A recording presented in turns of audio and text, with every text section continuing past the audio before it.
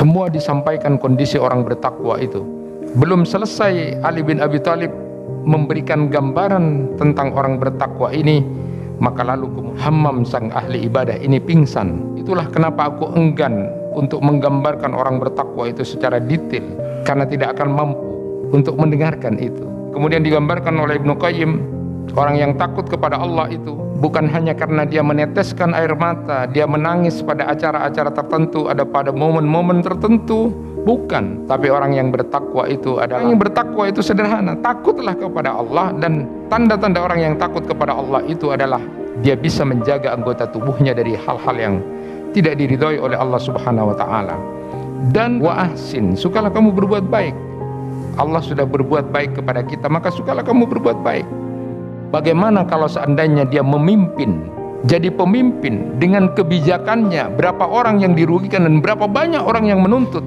Itulah kenapa Nabi sallallahu alaihi wasallam mengingatkan, jangan kamu meminta jabatan itu, karena banyak nanti di akhirat orang yang menyesal ternyata dosa yang dia lakukan itu banyak ketika dia menjabat, karena dia melakukan banyak kebijakan-kebijakan dan keputusan yang membuat orang banyak sakit dan merasa terambil haknya dan teraniaya.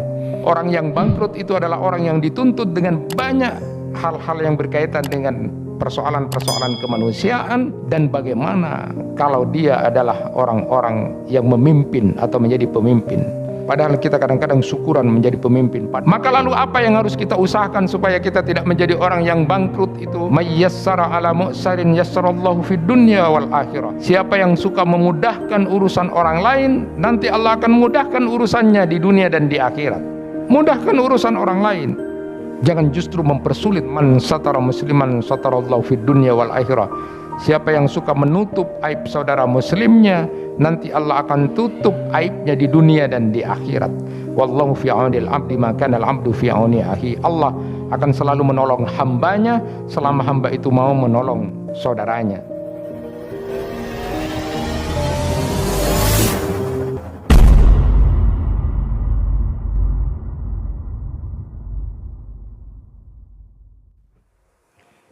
Assalamualaikum warahmatullahi wabarakatuh.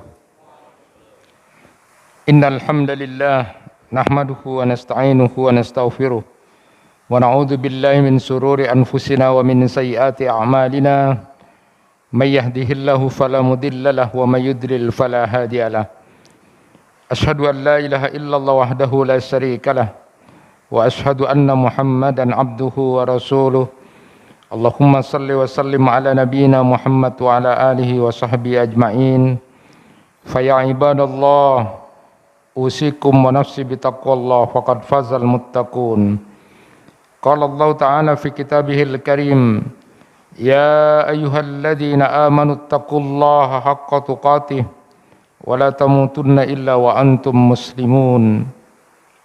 Ya ayuhan nasu taqu rabbakumul ladzi khalaqakum min nafsin wahidah wa khalaqa minha zawjaha wa bassa minhuma rijalan katsiran wa nisaa'a wattaqullaha alladzi tasaaluna bihi wal arham innallaha kana 'alaikum raqiba. Ya ayyuhalladzina amanu taqullaha wa qulu qawlan sadida yuslih lakum a'malakum wa yaghfir lakum dhunubakum wa may yuti'illahu wa rasulahu faqad faza fawzan 'azima. Wa qala Rasulullah sallallahu alaihi wasallam, ittaqillaha haitsuma kunta wa adbi sayyi'atal hasanata tamhuha wa khaliqin nas bi khuluqin hasanin. Ma'asyiral muslimin wa zumratal mu'minin rahimakumullah. Dari atas mimbar ini saya mengajak pada diri saya pribadi dan hadirin senantiasa meningkatkan ketakwaan kita kepada Allah Subhanahu wa taala. Diingatkan selalu setiap hari Jumat dari rukun khutbah itu, mengingatkan pada seluruh manusia hamba Allah yang kemudian hadir di Jumatan itu, bahwa yang paling mulia di sisi Allah itu adalah orang-orang yang bertakwa. Inna akramakum indallahi atqakum. Berulang ini disampaikan agar kita tidak menjadi orang yang lupa dan lalai atau tidak salah pemahaman. Sekali lagi dalam hidup ini, yang mulia di hadapan Allah bukan karena jabatannya, bukan karena status sosialnya, bukan karena harta yang dia miliki, dan apapun pernak-pernik dunia, tetapi sekali lagi siapapun di antara hamba Allah yang bertakwa itulah yang paling mulia di hadapan Allah Subhanahu wa taala. Sehingga kemudian selalu diingatkan juga wa tazawwadu fa inna khairaz zadi taqwa, dan berbekallah kamu dan sebaik-baik bekal menuju akhirat itu adalah ketakwaan. Saat Amirul Mukminin pada waktu itu Khalifah Ali bin Abi Thalib ditanya oleh salah seorang ahli ibadah namanya Hammam.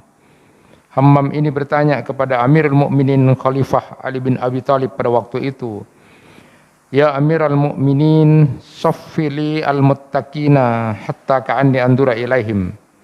Wahai Amirul Mukminin, sebutkan, gambarkan orang-orang yang bertakwa itu sehingga seolah-olah aku melihat dia.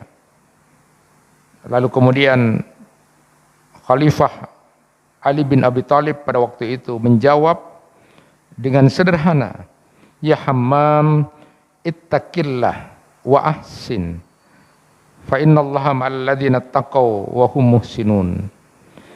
Kata Ali bin Abi Thalib ketika ditanya oleh sang ahli ibadah namanya Hammam itu, ketika disuruh untuk menjelaskan gambaran orang bertakwa itu sehingga jelas terlihat, tergambarkan secara detail orang bertakwa itu, maka dengan sederhana Ali bin Abi Thalib menjawab, "Takutlah kamu kepada Allah dan jadilah orang yang suka berbuat baik, karena Allah suka kepada orang-orang yang takut kepadanya dan kemudian suka kepada orang-orang yang berbuat baik."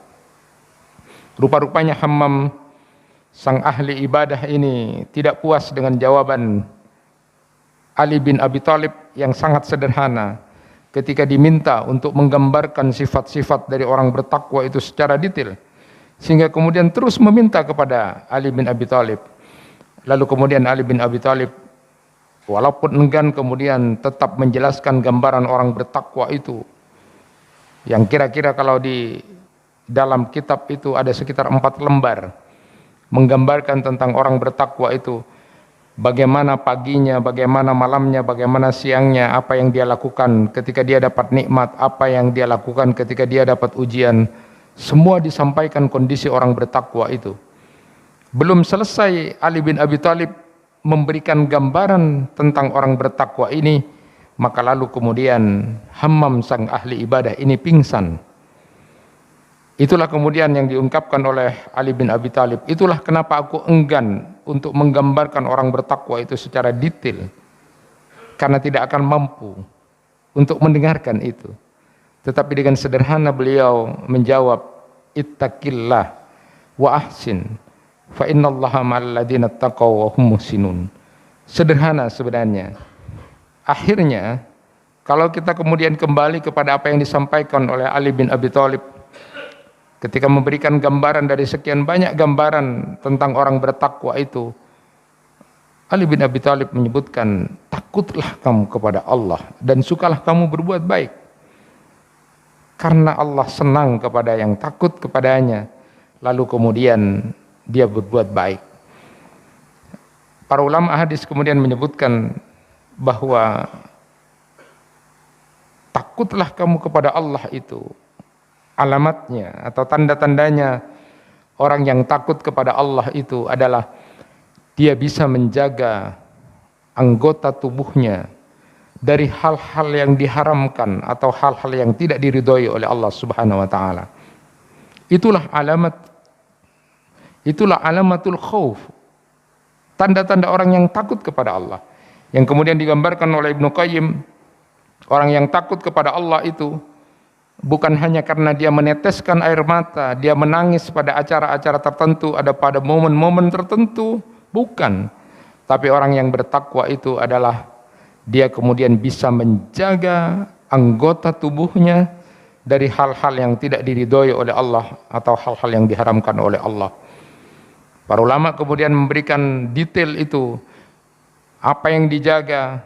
Yang dijaga adalah anggota tubuhnya, matanya dijaga untuk tidak melihat hal yang tidak diridhoi oleh Allah, pendengarannya dijaga untuk kemudian tidak mendengarkan hal-hal yang tidak diridhoi oleh Allah, Lisannya juga terutama dijaga, karena lisan ini menurut hadis Nabi salah satu penyebab orang banyak masuk neraka adalah karena tidak bisa menjaga lisannya.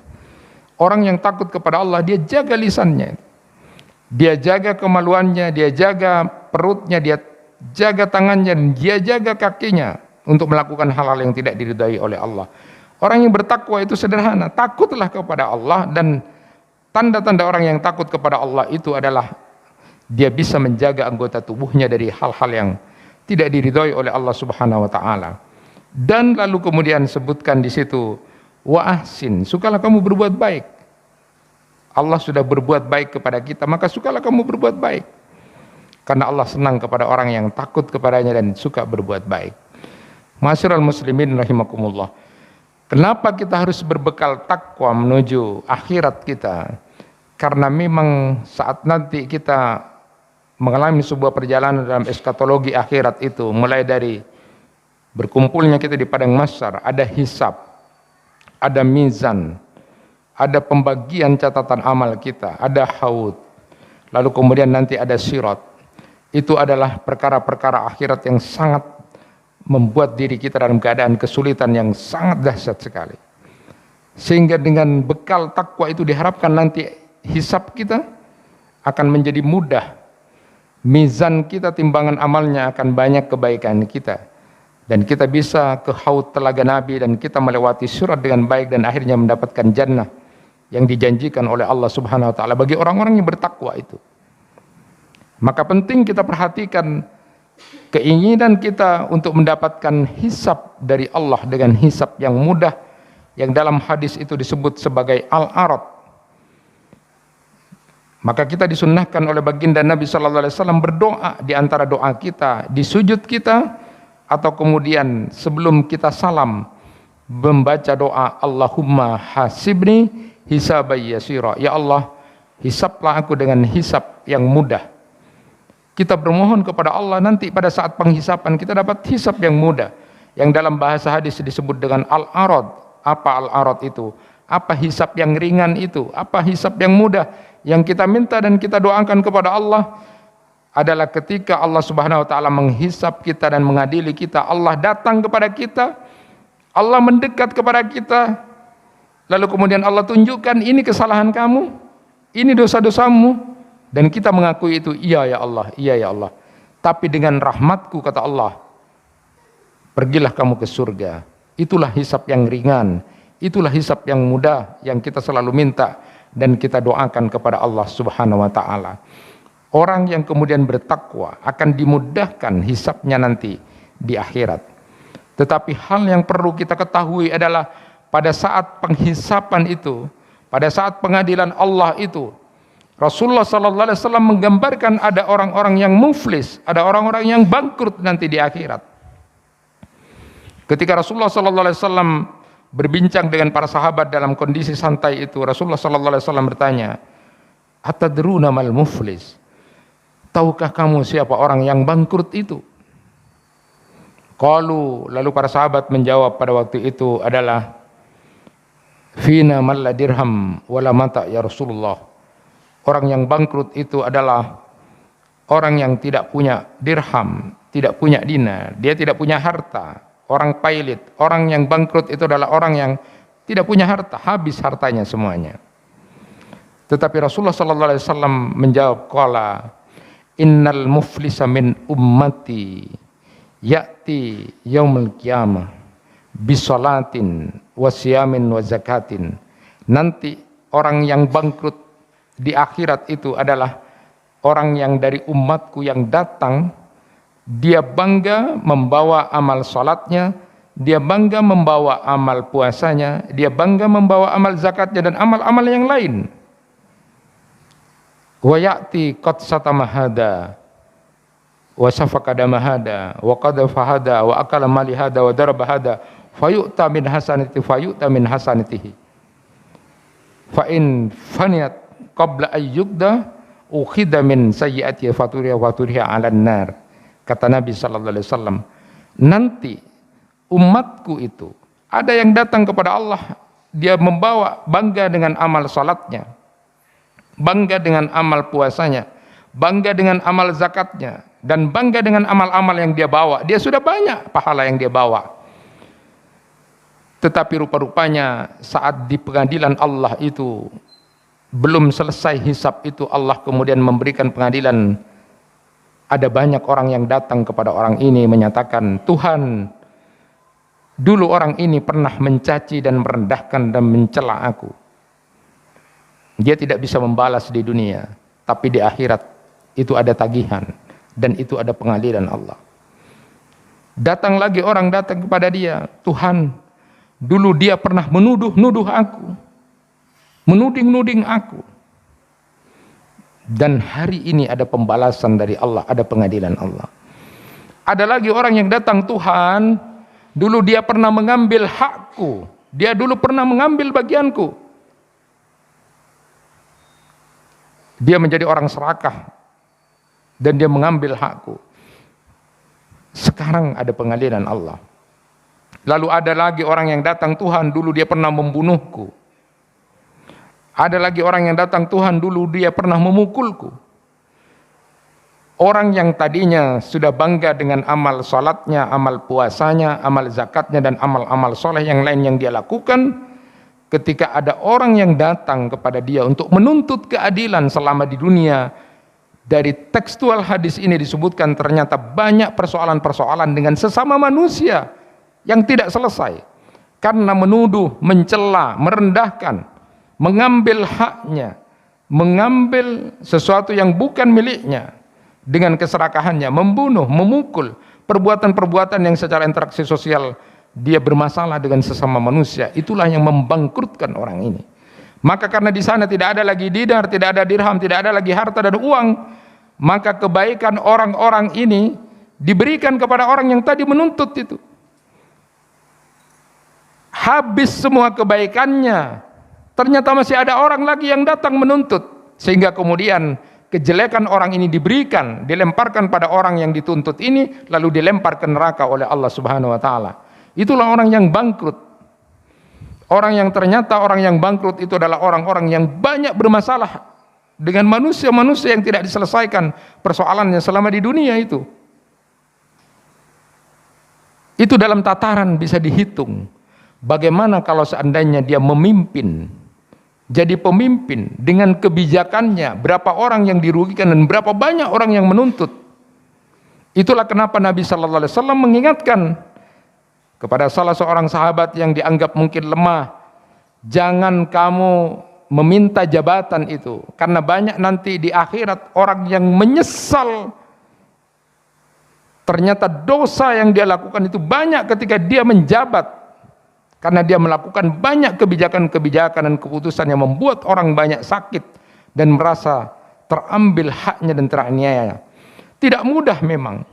Sehingga kemudian disebutkan di situ, orang yang bangkrut itu adalah orang yang dituntut dengan banyak hal-hal yang berkaitan dengan persoalan-persoalan kemanusiaan, dan bagaimana kalau dia adalah orang-orang yang memimpin atau menjadi pemimpin.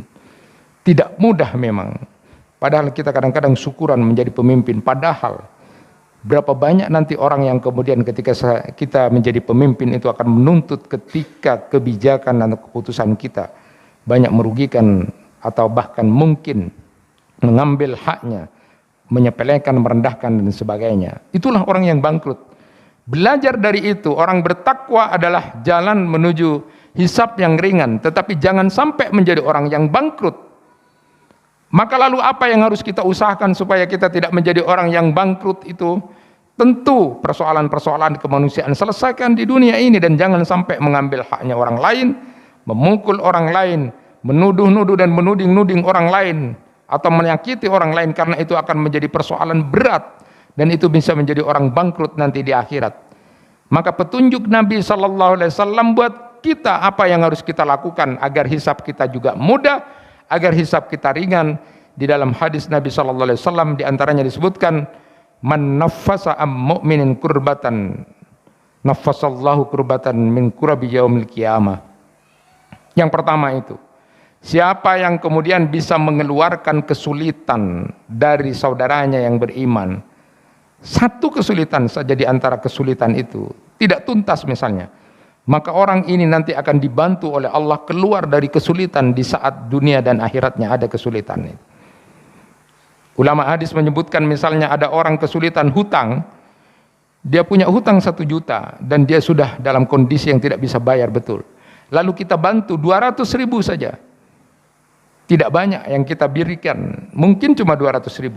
Tapi ketika kita membantu kesulitan orang lain walaupun tidak tuntas, nanti Allah akan keluarkan kita ketika kita punya kesulitan, dan memang akan banyak kesulitan nanti di hari akhirat di antara sekian banyak kesulitan itu. Maka lalu kemudian Nabi sallallahu alaihi wasallam menyambung hadis itu menyebutkan, may yassara ala mu'sarin yassarallahu fid dunya wal akhirah. Siapa yang suka memudahkan urusan orang lain, nanti Allah akan memudahkan urusannya di dunia dan di akhirat. Kalau kita ingin tidak hisab kita berat, mudahkan urusan orang lain. Jangan justru mempersulit urusan orang lain. Lalu kemudian Nabi menyebutkan, man satara musliman satarallahu fid dunya wal akhirah. Siapa yang suka menutup aib saudara muslimnya, nanti Allah akan tutup aibnya di dunia dan di akhirat. Wallahu fi aunil abdi ma kana al abdu fi auni akhi. Allah akan selalu menolong hambanya selama hamba itu mau menolong saudaranya. Dari kaitan ini, kesimpulan khutbah yang pertama ini, hadirin yang dirahmati Allah, sangu kita yang terbaik adalah takwa kepada Allah Subhanahu wa taala. Orang-orang yang bertakwa kepada Allah nanti akan dimudahkan hisabnya, pengadilannya oleh Allah, diringankan, bahkan dosa dan kesalahannya dia akui lalu ditampakkan, tetapi Allah memberikan rahmat dan ampunan kepada dia sehingga mudah dalam hisabnya. Dan jauhilah tergolong orang-orang yang bangkrut nanti di akhirat. Siapa orang yang bangkrut? Itu adalah orang-orang yang kemudian sudah membawa amal-amal saleh, tapi banyak orang menuntut dia untuk dapat keadilan dari Allah karena dia dirugikan, diambil haknya, dibunuh, dipukul dan sebagainya. Lalu apa yang harus kita lakukan? Sukalah mengeluarkan kesulitan saudara mukmin, sukalah memudahkan urusan orang lain, sukalah menutup aib sesama saudara muslim, dan sukalah menolong orang lain. Perilaku-perilaku inilah yang akan memudahkan hisab kita di hadapan Allah Subhanahu wa taala dan jauh dari terkategorikan orang-orang yang muflis atau bangkrut di hari kiamat. Barakallahu li wa lakum fil Qur'anil azim wa nafa'ni wa iyyakum bima fihi minal ayati wadh-dhikril hakim. Aqulu qawli hadza wastaghfiru innahu huwal ghafurur rahim. Alhamdulillahi rabbil alamin wa bihi nasta'inu ala umuri dunya waddin. Asyhadu an la ilaha illallah wahdahu la syarika lahu wa asyhadu anna Muhammadan abduhu wa rasuluh la nabiyya ba'da. Masyiral muslimin rahimakumullah, dalam khutbah yang kedua ini menyambung apa yang saya sampaikan tentang hisab dan orang-orang bangkrut dan bagaimana kita menjadi orang-orang yang kemudian dimudahkan hisab kita di hadapan Allah. Maka paling tidak nasihat ulama tentang persiapan diri kita yang membangkitkan jiwa kita untuk menjadi orang baik, berihsan tadi, untuk menjadi orang yang takut kepada Allah Subhanahu wa taala. Nasihat ulama buat kita adalah belajarlah dari kelahiran kita. Saat kita lahir, kita menangis, sedangkan orang lain yang menyambut kelahiran kita tersenyum, gembira dengan kehadiran kita. Buatlah nanti kalau kita sudah mati, banyak orang yang menangisi kepergian kita karena kebaikan-kebaikan akhlak yang sudah kita tanam, sedangkan kita akan tersenyum menghadap Allah karena akan mendapatkan rahmat dan ampunan dari Allah. Jangan sebaliknya, ketika kita mati banyak orang yang bergembira dengan kematian kita karena kejahatan perilaku kita yang sudah kita lakukan, sedangkan kita akan menangis karena terlalu banyak dosa dan kezaliman yang kita lakukan. Maka belajarlah sekali lagi dari kelahiran kita. Saat kita lahir kita menangis, orang lain senang gembira menyambut kedatangan kita. Maka buatlah nanti kalau kita mati banyak orang menangisi kepergian kita karena kebaikan-kebaikan, akhlak-akhlak, pertolongan-pertolongan kita yang sudah kita buat pada orang lain, sedangkan kita tersenyum karena akan mendapatkan ampunan dan rahmat dari Allah Subhanahu wa taala. Hadirin yang dirahmati Allah, marilah kita berdoa. Mudah-mudahan sisa umur yang diberikan Allah kepada kita menjadi umur yang berkah dan mengingatkan kita kembali bahwa sebenarnya hidup yang sesungguhnya itu adalah kehidupan akhirat, dan itu dimulai dari kematian, dan nilai akhirat itu dimulai dan ditandai bagaimana kita menjadi orang bertakwa, menjadi orang baik selama kita di dunia ini. Bismillahirrahmanirrahim. Alhamdulillahirabbil alamin. Hamdan yuafi ni'amahu wa yukafi mazidah. Ya Rabbana lakal hamdu kama yanbaghi li jalali wajhikal karim wa adimi sultanik. Allahumma salli ala Muhammad wa ala ali Muhammad kama sallaita ala Ibrahim wa ala ali Ibrahim innaka Hamidum Majid. Allahumma barik ala Muhammad wa ala ali Muhammad kama barakta ala Ibrahim wa ala ali Ibrahim innaka Hamidum Majid. Allahumma ighfir lil muslimina wal muslimat wal mu'minina wal mu'minat al ahya'i minhum wal amwat innaka antas sami'un qaribun mujibud da'wat. Rabbana zalamna anfusana wa illam taghfir lana wa tarhamna lanakunanna minal khasirin. Rabbana la tu'akhidna in nasina aw akhtana. Rabbana wa la tahmil 'alaina isran kama hamaltahu 'alal ladzina min qablina. Rabbana wa la tuhammilna ma la taqata lana bih wa'fu 'anna waghfir lana warhamna anta maulana fansurna 'alal qaumil kafirin. Rabbana hab lana min azwajina wa dhurriyyatina qurrata a'yun waj'alna lil muttaqina imama. Rabbana atina fid dunya hasanah wa fil akhirati hasanah wa qina adzaban nar. Subhana rabbika rabbil izzati amma yasifun wa salamun alal mursalin walhamdulillahi rabbil alamin. Ibadallah, innallaha ya'murukum bil 'adli wal ihsan wa ita'i dzil qurba wa yanha 'anil fahsya'i wal munkari wal baghi ya'idukum la'allakum tadhakkaruna. La dzikrullahi akbar. Aqimish shalah.